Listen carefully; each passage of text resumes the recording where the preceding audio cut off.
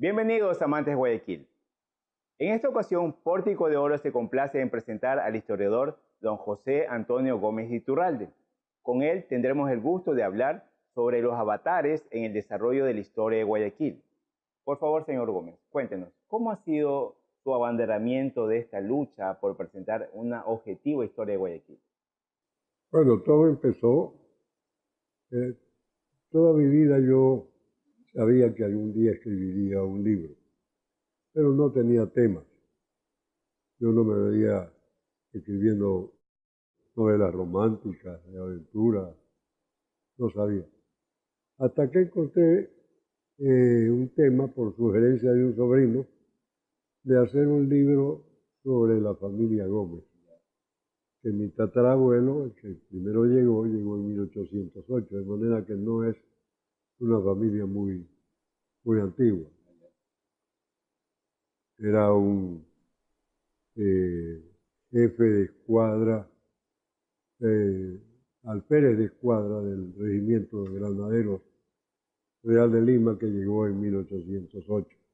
Él pidió la baja porque a la semana se enamoró, se casó y dejó de ser militar. Entonces escribí y descubrí ahí que me gustaba la investigación.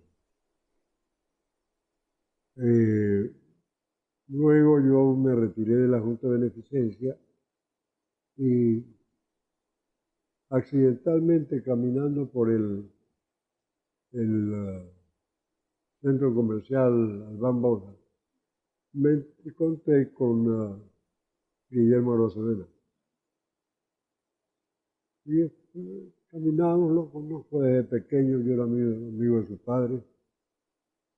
Caminando, le pregunté: ¿a dónde vas? Al archivo histórico. ¿Archivo qué? Archivo histórico del Guayas. ¿Y dónde queda eso? Aquí arriba, quedaba arriba por un almacén que decía que originalmente se instaló ahí. Bueno, entonces entramos, era un desierto, no había nadie. Y cuando salimos le dije: ¿y no tiene director? No, el último director fue don Julio Estrada, que ya murió y desde entonces está acéfalo. Le dije: a mí me gustaría ser director del archivo histórico. ¿Seguro? Sí. Bueno, yo soy muy amigo de Alvarito Noboa, que en esa época era presidente de la Junta Monetaria, que tenía mucho que ver con el Banco Central, del cual el archivo histórico era una dependencia. Bueno, lo cierto es que hizo la gestión, el señor Noboa mandó una carta al banco, el banco se comunicó conmigo, me dijo que no había partida para crear, ni intenciones de crear un director del archivo histórico, pero que si quería yo encontrar el camino legal de alguna forma, no tendría inconveniente en que yo dirija el archivo. Entonces lo que hice fue fundar hacer una fundación. Esta fundación firmó el contrato con el Banco Central, pactando mi participación. Y entonces me hice cargo del archivo histórico. El archivo histórico era un pedacito de este porte. Había una oficina donde estaban 4 o 5 empleadas. No había donde poner un escritorio para mí. Por supuesto me metí entre las empleadas. No podía echar ni un ajo porque estaban estas señoras ahí, pero resultaron más habladas que yo. Y bueno, y entonces ahí fui creciendo. Y lo primero que descubrí, porque fue lo primero que hice, fue invitar a maestros y estudiantes y hacerles una prueba del conocimiento de la historia de Guayaquil. yo tampoco en ese entonces sabía lo que sé ahora, que lo aprendí ahí, investigando. Y me di cuenta que era tal la ignorancia que a la larga, porque transcurrían los años y el presupuesto era de este porte. Ya le dije al directorio, si tuvieran que pagarme eso, no les alcanzaría para pagarme eso. Tanto insistí en el presupuesto que me lo subieron. Entonces yo empecé a organizar talleres con maestros y con alumnos, seminarios, conferencias, charlas, pero prácticamente todos los días. Y un grupo de maestros fue interesándose. Entonces ese grupo de maestros, que eran como unos 12, los puse bajo la disposición del licenciado Paredes para que los convierta, les enseñe a enseñar la historia. Bueno, y así fuimos creciendo. Llegó un momento en que era tan buena la actividad y como los medios de comunicación respondieron a esa actividad,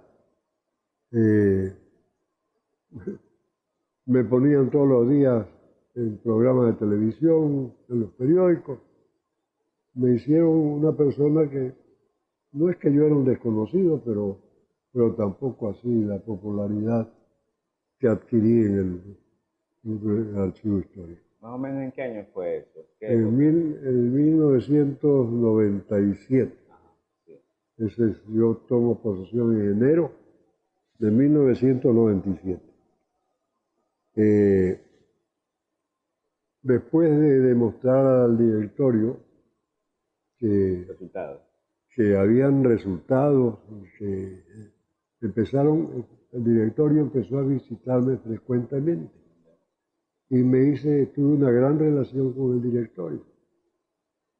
Entonces, lo primero que les planteé, porque casualmente yo tuve una compañía de construcciones y ese edificio, con un galpón para talleres, se lo construimos al señor Yerobi Gómez, hijo de don Clemente Yerobi Indaburu.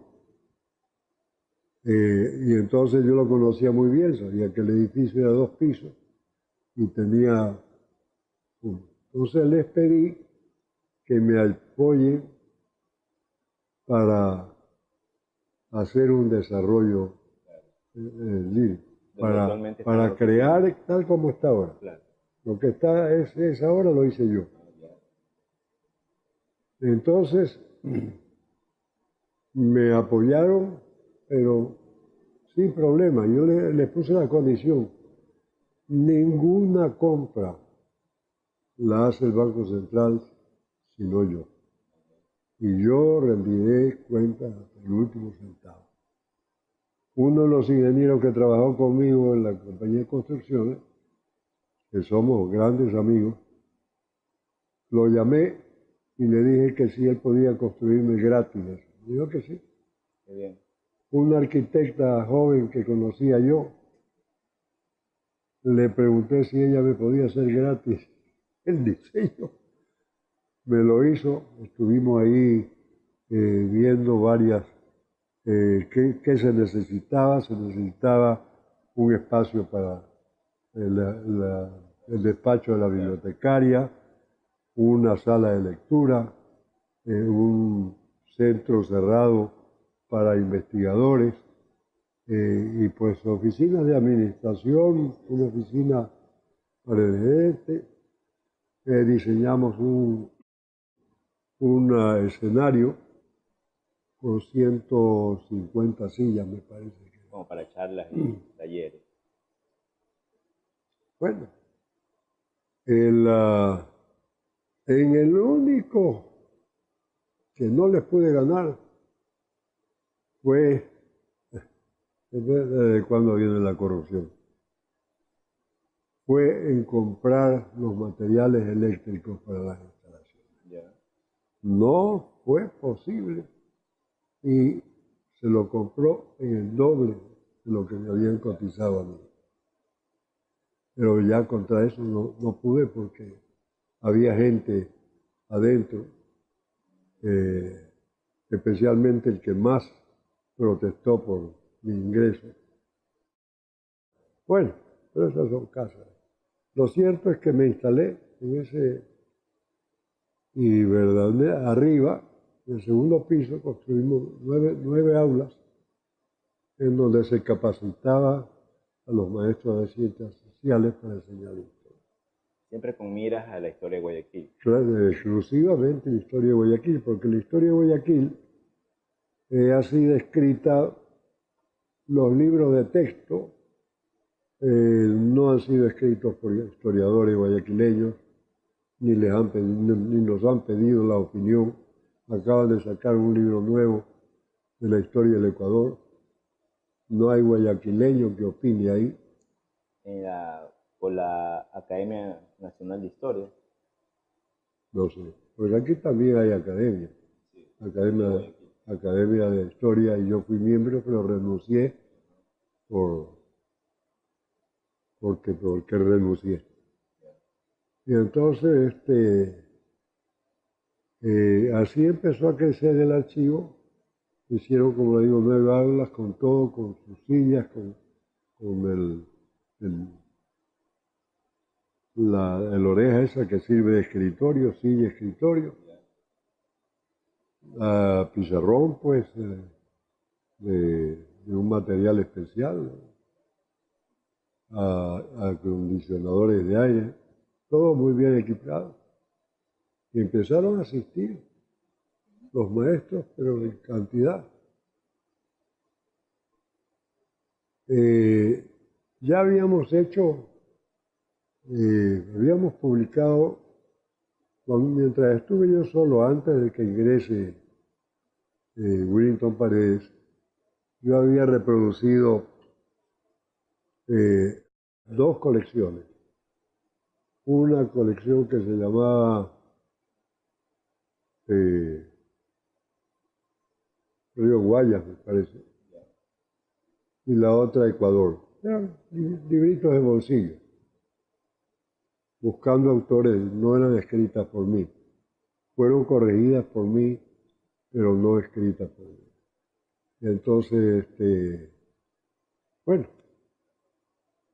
ese es mi inicio. Con respecto a eso, efectivamente, algo que atrapó a muchos guayaquileños para que asistan, así como usted dice, de manera ferviente, fue esta actividad, ¿no? Esto que estaba, solamente la historia se lo tomaba como un cuentito, algo bonito que permanecía. Sin embargo... Ni siquiera bonito, porque leer la historia de los textos era lo más aburrido que usted se pueda Y nos imaginar. ponían a héroes de la sierra siempre. Todo era de la sierra y lo malo era Guayaquil. Entonces, yo tengo una inquietud. Aproximadamente cuando el anterior presidente era ministro de Economía, no entiendo por qué comenzó a atacar al archivo histórico. Y cuando le decían los periodistas entendidos que el archivo histórico estaba haciendo una excelente labor, entonces él respondía a cualquier cosa. Tenía esa obsesión hasta que usted salió del directorio, que lo iba a hacer el archivo histórico un parte de alguna burocracia más grande. Sin embargo, usted salió del archivo histórico y ya no se tocó el archivo histórico.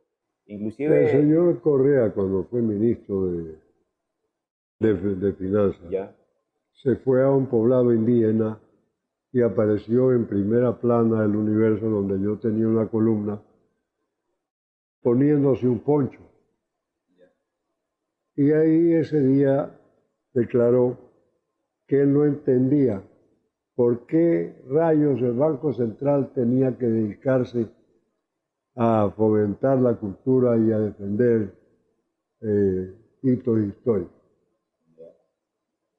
Bueno, es la declaración más estúpida que puedo haber oído en un país donde la educación precisamente y los conocimientos de historia hacían mucha falta. Exactamente. Entonces yo en la columna puse que seguramente al ponerse el poncho, el presidente, el ministro, se le había obnubilado el cerebro que lo llevó a decir tan gran disparate. Suficiente. Ahí viene la tirria entonces. Suficiente. Cuando subió, lo primero que dijo es, sáquenme ese viejo. Imagínense. Bueno, la labor del archivo se difirió también a la cultura montuvia, claro, la cultura más importante del país. Sin duda. Absolutamente más importante. La que el soldado de la independencia, del 6 de marzo, del 5 de junio, el brazo que le dio la riqueza que mantuvo al país hasta 1978, en que apareció la maldición de los ladrones del petróleo.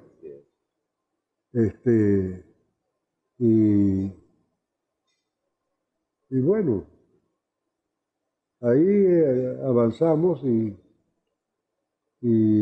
defendimos al Montubio, visitábamos las escuelas rurales, les regalábamos bicicletas a los chiquitos para que vayan a la escuela, hacíamos concursos y yo rematé, el Banco Central tenía algo así como 50.000 libros publicados por el Banco Central embodegados. Un libro, 50.000 libros embodegados, en lugar de... Bueno, me enteré yo y le propuse al directorio que yo remataba, personalmente, yo remataba esos 50.000 libros. Y entonces, bueno, me dijeron, como es remate, haga una oferta. Hice una oferta 10 centavos, 5 centavos, yo no me acuerdo, pero fue una cosa así, claro, y el directorio aceptó. Desde ese momento yo empecé a las escuelas rurales a llenarles anaqueles metálicos que la fundación mandaba a hacer y se lo llenaba de libros. Excelente. Hasta de Alaucí me vino a buscar una vez un alcalde. Señor, no tenemos un libro en la escuela. Yo le mando. Y así, entonces, se hizo una labor tal que felizmente la que fue mi asistente, que es la señora Delia María Torres, se quedó como encargada del archivo. La mayoría de los empleados son los que yo tenía. Entonces ella, sin medio en el bolsillo, porque el presupuesto era un presupuesto de pordiosero, ella lo está llevando adelante haciendo más o menos lo que hacíamos, porque ella no tiene recursos de personas y personalidades como yo tenía para hacer. Y una labor loable también. Bueno, pues nada. Y eso a mí me imbuyó de tal manera con la historia de Guayaquil, que ahora tengo un Twitter, que es una cátedra. Es una cátedra que solamente trata de historia, sobre la historia de Guayaquil. ¿Cuál es la dirección? ¿Arroba? Es arroba o J mayúscula Gómez, escrito la primera con mayúscula, y Iturralde, la I con mayúscula. Arroba J Gómez Iturralde. Y a propósito de historia de Guayaquil, señor Gómez, para usted, Bolívar, ¿un héroe o un villano?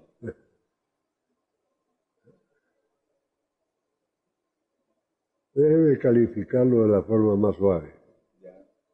El enemigo número uno de Guayaquil. La forma más suave. el enemigo número uno. Él tomó a Guayaquil por la fuerza de las armas. Salió de Quito diciendo que Guayaquil no tiene murallas como Cartagena, de manera que Él puede entrar y salir. es un paseo ir a someter a Guayaquil. Dejó 1.700 hombres de la guardia personal de él, de sus 3.000 hombres que eran soldados aguerridos de 100 batallas. O sea, bajó con 3.000.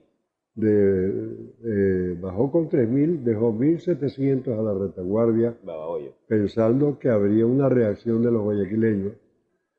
Pero él había puesto como condición para visitar a Guayaquil que no hayan tropas en Guayaquil, que estaban al mando del general Amar. Él era el jefe territorial militar de la ciudad. Entonces la Amar estaba afuera, todas las tropas, creo que eran 900. Entró a Guayaquil con 1.300 hombres armados. En una población de más o menos 20.000 personas. Exageradamente. 20.000 personas. Y yo saqué en un artículo de 20.000, tantos ancianos, tantas mujeres, tantos niños, solo quedaban cuantos para tomar armas. Creo que no quedaban ni 5.000. Entonces, llegó a Guayaquil y por supuesto le hicieron los guayaquileños un recibimiento como se merecía, pero oh decepción, ya había mandado a Sucre. Primero empezó a Mires, pero Mires fue tan perverso que los guayaquileños no lo aceptaron como delegado de Bolívar para recibir las tropas que venían. Después mandó a Sucre. Sucre más hábil, pero se negaron hasta la saciedad a sumarse a Colombia incondicionalmente. La condición era sumarse a Colombia como provincia autónoma. Esa es la propuesta de Bolívar, de Olmedo, perdón. Entonces llega Bolívar, toma la ciudad. En 3 sesiones seguidas, el Consejo Electoral de Guayaquil le niega a Bolívar la incorporación incondicional a Colombia. ¿Qué es lo que hace Bolívar? Se consigue un guayaquileño como los tantos que han sido chupamedia de Correa. Un guayaquileño que lo ayuda a forjar una lista. Primero ensaya con una lista que había sido hecha en Guayaquil antes de conocer a Bolívar, en donde efectivamente los guayaquileños decían sí que aceptaban sumarse a Colombia. Pero era voz del pueblo, de la ciudadanía, no del gobierno. Total que le niegan 3 veces y se presenta con una lista espuria de 193 personas. 193 personas representando la voluntad de 20.000. Pero póngale la voluntad de los 5.000 hombres que hemos. Pero las mujeres también tenían voluntad y se expresaban. Bueno, entonces con esta lista espuria, donde habían creo que 10 nombres repetidos, 3 o 4 difuntos, una cantidad no muy grande de analfabetos y una cantidad asimismo de niños. con esa lista, Se va. lo obliga al Consejo Electoral de Guayaquil a someterse a... Al día siguiente expulsa a Olmedo, desbarata el gobierno, todo, y asume militarmente. No fue voluntario de Olmedo y No, los expulsó. no. Tenía no. miedo de perder la vida, tal vez. Es posible, es posible. Pero un hombre que ya entra con 1.700, 1.300 soldados con bayoneta calada, ¿qué quiere decir? No es que querían darse abrazos de amigos, ¿no?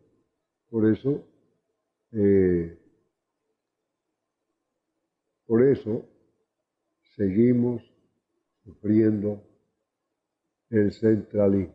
Eso es importantísimo. Ahora, Él es el sembrador del centralismo. sí, esa visión andinocentrista. Ahora, por ejemplo, eso es importante y trascendente porque, digamos, para ser un poco maniqueísta, los enemigos de Guayaquil no solamente están afuera, sino que últimamente hemos descubierto, para nuestra tristeza y desazón, que aquí hay personas hay historiadores, investigadores, que van en esa misma línea, que por ejemplo dicen, sí, es que Bolívar tuvo razón porque la gente le pedía, porque lo aclamaron, Sí, puede y que ser. inclusive la gesta octubrina no era necesaria porque ya Bolívar venía liberando y San Martín, y que fue una gesta de la élite criolla y que no participó el pueblo y que ellos Mentira, tenían, mentira. ¿ya? Yo tengo publicaciones donde están los documentos de Manabí, de Jipijapa, de Chone, cómo mandaban Gente para gente a Guayaquil a la división protectora aquí. para formar el regimiento, la división protectora. Así es. En Guayaquil tenía el dinero, financió toda la campaña. Y si no es por el general Andrés de Santa Cruz, Andrés Santa Cruz. enviado por San Martín, Fueron los dos triunfadores, digamos. y si no es por la entereza como militar, el punto honor de un militar, de ese general, el coronel peruano, porque San Martín, al enterarse de que Bolívar ya estaba en Guayaquil, le dio orden de retrogradar la marcha, ¿Ya? que se regrese y dejarlo solo a Sucre. Y Sucre le dijo, usted sabe lo que va a pasar si usted se va. ¿Ya? Y eso los historiadores quiteños, así como han reducido la historia de Guayaquil a la nada, la han tergiversado, ocultado, a Olmedo lo han reducido a simple poeta, un gran poeta, pero nada más que poeta, como prócer nacional, como presidente del gobierno que les dio la libertad, no lo nombro nunca. El padre de la patria. Ahora, usted ve que es cierto lo que ellos afirman, los historiadores de la Sierra, que la independencia de lo que ahora llamamos Ecuador comienza el 10 de agosto y que es una consecuencia el 9 de octubre o un paso nada más. ¿Hay una relación entre el 10 de agosto y el 9 de octubre o acá es diferente? Es decir, el 10 de agosto estaba condenado a fracasar porque simplemente en América el poderío español estaba intacto. No había ningún país que hubiese respaldado la revolución de Quito. Por eso es que Cuenca y Guayaquil no lo respaldan, porque fue un movimiento, ellos dicen que revolucionario, pero lo que acabó fue realista, el sometimiento al rey. Pero supongamos que haya sido revolucionario, no duraba 15 días. No duraba 15 días porque el poderío español estaba enterito aquí. Y en 15 días venían de Bogotá, de Lima, de cualquier lugar y los aplastaban.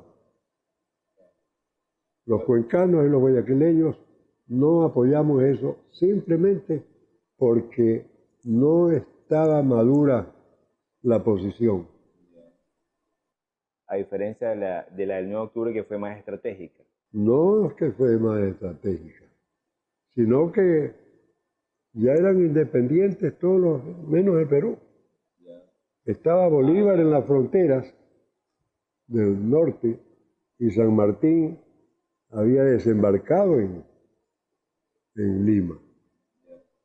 O sea que ya estaba, la cosa estaba cerca para favor, ahí. Era el momento. Y con respecto al reglamento provisorio de gobierno, ¿qué nos puede decir? Bueno, ese reglamento provisorio de gobierno, si usted lee cuidadosamente entre líneas los dos discursos de Olmedo, el 12 de octubre de 1812 y el segundo discurso, que no me acuerdo la fecha. Si lee entre líneas, usted va a encontrar ahí libertad de comercio, apoyo y libertad para trabajar, para que el hombre se desarrolle. Todo eso que están entre líneas constituyen el pensamiento de la independencia de la ley. Este era un documento de 20 artículos versus un documento de acá de 54 artículos.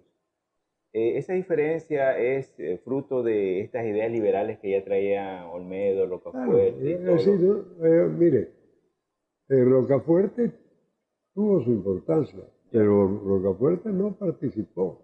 El genio del 9 de octubre y de la independencia del Ecuador es Olmedo. No hay otro. Y una pregunta, Olmedo, Rocafuerte y Bolívar eran amigos, Bueno, fueron amigos personales. Y es cierto, porque a veces se comenta cualquier cosa en internet, que Bolívar le confió negocios personales a Olmedo y a Rocafuerte luego de 1820. No. Él quiso, Bolívar lo desterró a Olmedo a Lima. Yeah. Y cuando entró a Lima, lo quiso nombrar embajador en Londres. Yeah. No aceptó. Olmedo nunca estuvo en Londres, nunca. El que estuvo en Londres, porque cuando huyó de la disolución de las Cortes por Fernando VII, que tuvieron que huir todos en 1814, fue a parar hasta Inglaterra y se quedó ahí. Y escribió mucho. Hay una bibliografía enorme Rocafuerte es un gran pensador y un gran escritor. Ojalá que haya alguien, algún joven. Entiendo que la doctora o la economista Gabriela Calderón está interesada En la figura de Rocafuerte. en Rocafuerte y en Olmedo. Yeah.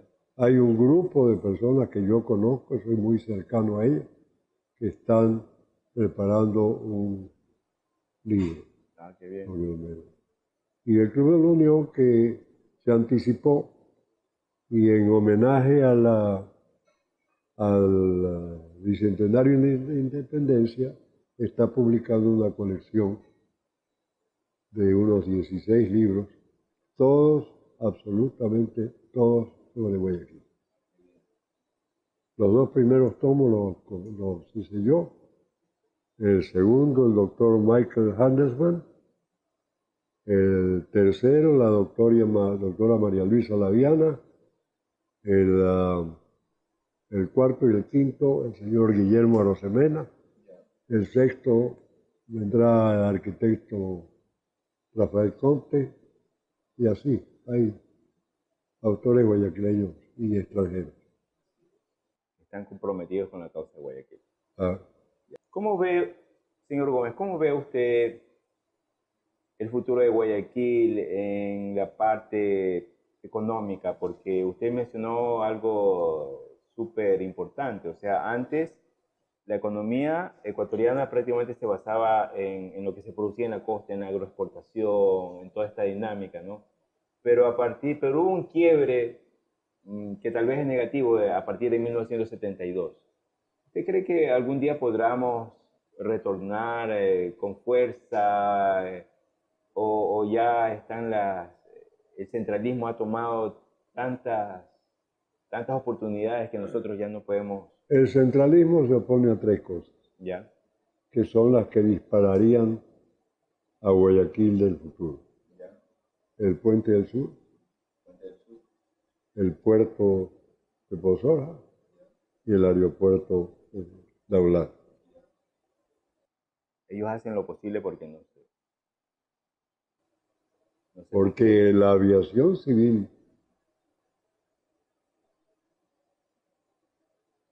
radicada en Quito no permite vuelos extranjeros que lleguen a Guayaquil. Ya, a pesar de que acá el clima es mejor. Y a pesar de que ese aeropuerto de Tabahuela tiene unos vientos traicioneros encontrados terribles. Y, Bueno, ese es el enemigo de Guayaquil que tuvimos, pues. claro, El segundo enemigo público de Guayaquil. lo increíble es que a pesar de haber nacido acá, La envidia al alcalde Nebot, imagínate, eso es todo.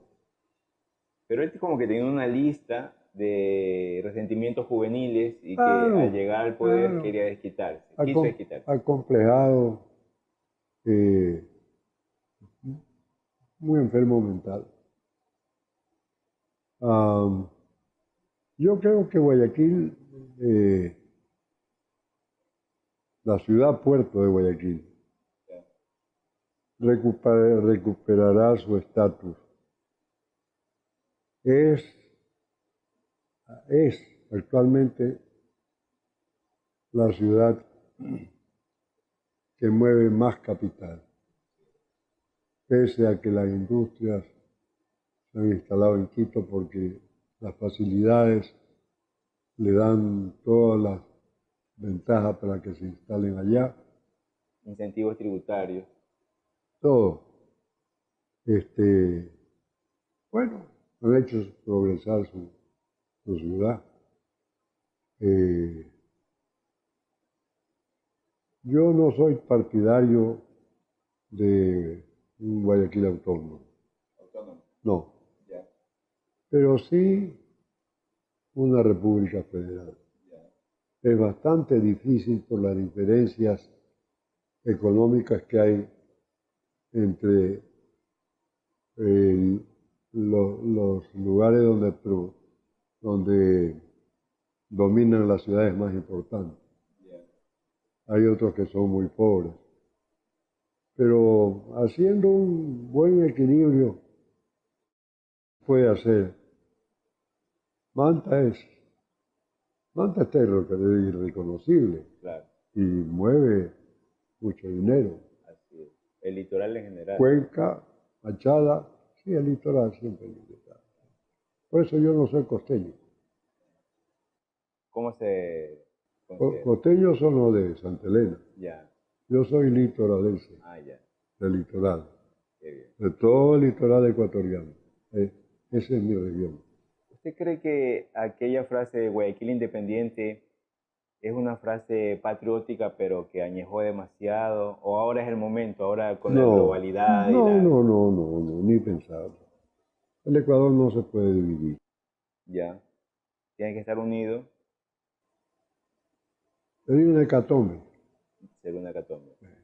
Ya, Pero el problema es una verdadera descentralización o un país federal. ya. Como quería Olmedo le propuso a Bolívar. Es decir, Olmedo le propuso sumarse a Colombia como una provincia autónoma. Ya. No le convenían los intereses de Bolívar. No porque necesitaba la plata de Guayaquil a gritos. Ya. Yo tengo 2000 cartas de Bolívar. Ya, Habla maravillas, entre comillas, ya, de la generosidad de los quiteños. de los quiteños. Ajá, maravillas, dice. Que son los más chinos. Chino es, Ya, tacaño. Rocapeña, como dicen.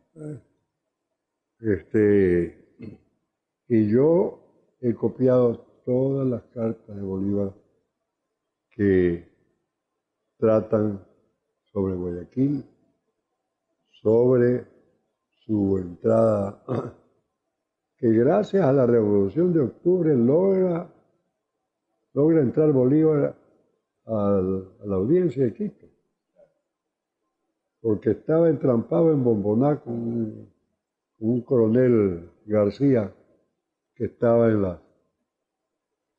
las crestas de Bomboná Ya, y no podía subir. ya, Y es gracias a la noticia de que Quito cae por el ejército salido de Guayaquil y financiado por Guayaquil, es que este Basilio García se rinde ya, y ya. permite el paso de Bolívar. Por eso es que Bolívar no llegó el 24 De de mayo. mayo, Ujú. sino casi un mes después, el 16 de junio. Aproximadamente, Quito acepta formar parte de Colombia más o menos el 29 de mayo, si no De estoy en hecho, Ya, de hecho, sin discusión. ya, ¿Sabe por qué? Como lo dice Bolívar en una carta, ya. tengo que defender a Quito para que Guayaquil no sea la capital del departamento. Imagínese, Textual ya. lo escribe Bolívar. Bolívar, de su propio puño y letra. Por eso es que allá lo aman tanto. Claro, imagínese. Sin embargo, aquí en Guayaquil, la monumentaria nos Sí, revela que, porque hay mitómanos, claro, primero le hacen a Bolívar, admiradores de un mito ya, después le hacen a y Olmedo, desconocimiento de la historia, imagínense. porque no ha habido quien diga las verdades. ¿Oyeron usted a mis seguidores de Twitter? Ya. ¿Qué dicen, por ejemplo? Pregúnteles algo sobre Bolívar. Ya. Ah, ya, está bien. ¿Cuál es el valor que le da usted a la historia? Porque los jóvenes a veces son un poquito reacios y me alegro que jóvenes como Gabriela Calderón y otros que forman institutos estén retomando, ¿no? Pero ¿cuál es la trascendencia de la historia para los jóvenes? Es decir, la historia es la base de la identidad de la persona, Ya, de la identidad de un país. Lo que ha hecho, las conquistas que ha tenido, todo su trayecto histórico tiene que ser conocido y tienen que establecer nuevamente en las universidades las cátedras de historia. ¿Usted cree que Por eso esas son cosas planificadas, Ya, porque ¿dónde son los ministerios de educación? de Aquí arriba, en Guayaquil no son. claro. Me preocupa que instituciones como la Academia Nacional de Historia, según lo que he leído, quiera pasar por alto, minimizar o darle otro sentido al 9 de octubre, ¿no? Entonces, si esas instituciones que, como usted más o menos dice, son en las que se basan los profesores para difundir la cátedra, y yo he leído libros medio especiales, ¿no? Me preocupa, ¿usted ha conocido este fenómeno en otros países? ¿Tiene noticias?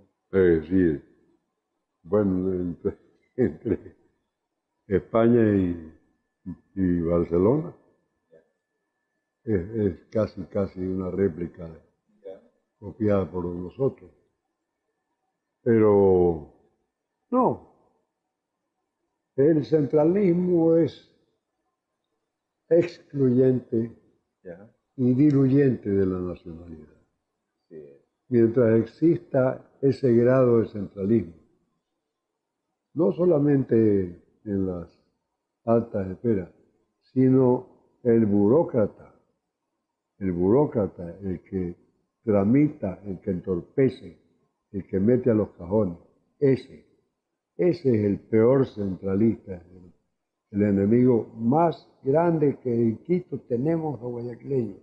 Es el burócrata, el empleado de escritorio, el que encajona, oculta o digiere, o cambia de canastilla. A los ministros guayaquileños los hacen turumba. Porque al burócrata lo que le incentiva es mantener su puesto, ¿no? Y seguir con esa línea. Son gente que nació odiando al mono. Ellos nos llaman peyorativamente monos, peyorativamente, con ánimo de ofender. ¿Y qué somos los monos? Soldados de independencia, los que producimos la riqueza, los que hemos mantenido a todo el país durante años, soldados del liberalismo, del 6 de marzo. ¿Y quién bautizó de monos? Hay muchas leyendas sobre eso. Los peruanos. Los peruanos. ¿Y sabes por qué? Pero le decían a todos. Y claro, parece que cada conflicto salían ganando porque le decían monos a todos. Yeah. ¿Y sabe usted cómo nació el cuento de los monos? Me parece que he escuchado. Había un rey, no me acuerdo en este momento el nombre, que era medio tocado, con tanto cruce familiar. Claro. Era, sobre todo, entraba en profundas depresiones. Y entonces, para sacarlo de las depresiones, pues le llevaban saltimbanqui, botafuego, cosas así. Y a alguien que había estado en Guayaquil se le ocurrió traerle unos monos. Y aquí se armó la correterera con el mono machín, que es el que está a la salida del túnel, a capturar monos.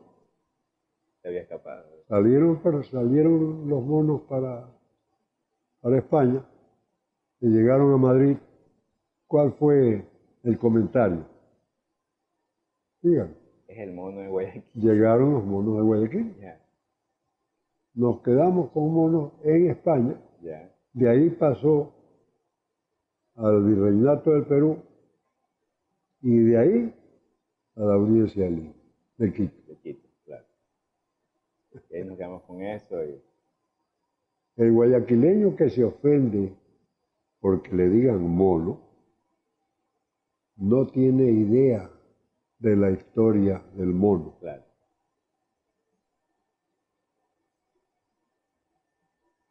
Muy bueno. Así es. Y amigos, jóvenes en general, estos temas son trascendentes porque, por ejemplo, este odio, esta tirria hacia el litoral en general se traduce en el poco apoyo gubernamental, por ejemplo, a 4 sectores importantes de la economía, como son la pesca, el banano, el atún y el cacao. El cacao, que fue el producto que potenció que nos liberemos de España en toda lo que actualmente se conoce Ecuador, produce nada más y nada menos que 5.647 millones de dólares en la década perdida. Y este sector no ha sido apoyado en ninguna manera, ha tenido que sabérselas ganar el terreno internacional, que es un terreno internacional muy fluctuante. Igual caso el del banano, que aporta con unos 23.500 millones de dólares al Ecuador, lo que equivale más o menos a unos 24 años de presupuesto municipal, y por lo tanto da trabajo, da empleo, da prosperidad a la ciudadanía de este país. Y sin embargo tenemos una ley que coincide con la entrada del señor José Antonio Gómez. Al contar la historia guayaquileña, en 1997 hay una ley que prohíbe que se hagan nuevos sembríos de banano, que se legalicen nuevos terrenos, y por lo tanto afecta a la economía nacional. Por lo tanto, esta recalcitrante persecución a lo que significa el litoral tiene un basamento histórico. Ahí lo tienen ustedes, es algo pragmático, algo trascendente. Ya está bien. Muchas gracias, señor Gómez. Muy agradecido. Ha sido una cátedra encantado. instantánea. Me gusta hablar de lo mío. Sí. Sí, así es, de eso se trata. Era nuestra ilusión, le repito, esa era nuestra ilusión, contar con usted para nuestro canal. Muchas gracias. Sí. Sobre todo porque, ya le digo, hay medios tradicionales que seguirán permaneciendo, como por ejemplo el libro escrito, ¿no? Sin embargo, Ojalá que prevalezca. ah, ojalá, o sea, la verdad no sabría qué apostarle, pero ya se venció una década que alguien había pronosticado que íbamos a dejar de usar libros. El libro escrito, aparte del disfrute de tenerlo en la mano, tiene la capacidad de poner notas suyas para después regresar y comprender bien lo que ha leído. Sí, viste que a ti no te gusta. A mi hijo no le gusta rayar los libros. A mí sí. No, no rayarlo, No, no ponerle comentarios. notas al margen. Claro. Hay un libro famoso, El Príncipe, con notas escritas a mano por Napoleón, que son comentarios, pero Sí. Nuestra tarea, nuestra misión también autoimpuesta es llegar a más, trascender las generaciones, llegar a más personas, que sea interesante esto. No darle caricaturizar, ¿no? Pero sí que llegue de una manera más impactante, porque queremos que trascienda de tal vez una especie de élite a que más gente se informe, porque estamos en una crisis, según la UNESCO, que en Ecuador se lee medio libro al año, y los que leen, pues, ¿no?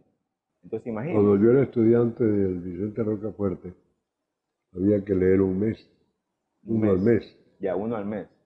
y el profesor le preguntaba a cualquier alumno Ya. cualquier parte del libro. No era que le preguntaba de aquí a acá, no. No le daba Del cuestionario. libro entero le preguntaba cosas del final, del principio, del medio. Entonces había que leer el libro y entenderlo para poder. Bueno, amantes de Guayaquil, esto ha sido una entrevista con el historiador José Antonio Gómez Iturralde. Le agradecemos mucho, don José Antonio. Gracias por Ha la sido un invitación lujo tenerlo a y usted, su visita. por supuesto. Ya. Genial. Esperamos repetirlo si es que así se da el caso. Cuando guste, sobre los temas. Hay temas que me hacen llorar, le advierto. Ya. Me emociono, así que si no quiere verme llorar en la cámara, no me pregunte ciertas cosas. Bueno, así.